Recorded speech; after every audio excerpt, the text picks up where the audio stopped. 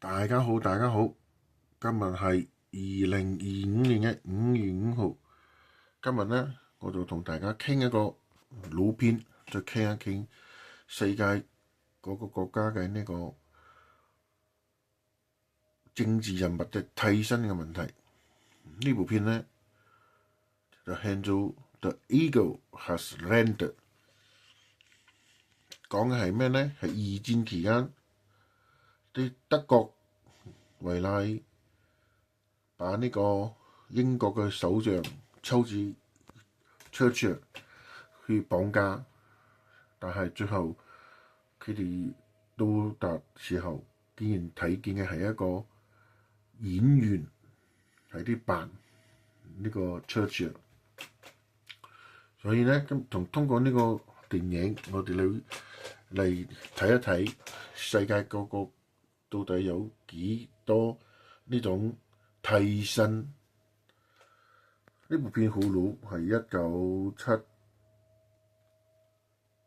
幾年嘅出嘅片，但係佢拍嘅呢種題材都係真係非常，按照我哋講真係好前衛。眾所周知啦，共產國家嘅領導人都係怕死嘅，所以佢哋有幾多個替身都冇識。最有名嘅呢就係列寧同斯大林，在前蘇聯國家嘅領導人嘅替身，然後再到朝鮮都有。中國嘅冇使講啦，大家熟悉嘅呢個已經冇睇過嘅呢個演員喺度古月嘅，就係毛澤東當時嘅替身。基本上大陸嘅替身嘅都係屬於軍職，全部都係穿軍裝，有軍銜嘅。鄧小平都有，江澤民都有。而家嘅呢個習大大，或者係講佢係包子嘅呢位都有。至於係點樣嘅呢？大家自己就上網搜去睇，就可以分別出嚟。但係我要講一個，就係同香港有關嘅呢個替身。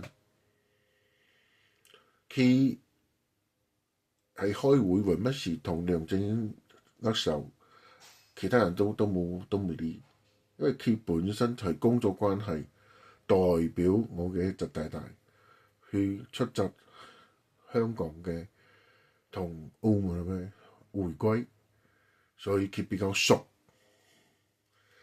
所以至於呢邊一個係替身，你哋自己去睇啲視頻，自己去對比就可以睇得出嚟啦。如果再睇咪出嚟啊，咁就冇辦法啦。就講明佢嘅演技比較高，蒙騙係一大堆人。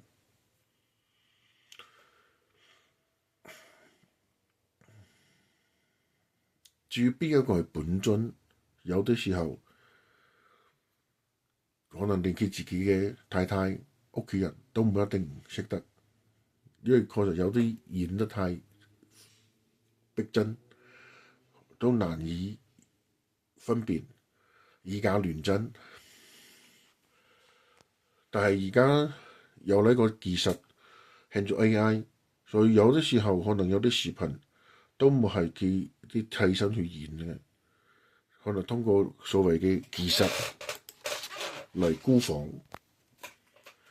好，多謝大家，今日就傾到啲，下次有咩話題大家鍾意傾嘅呢？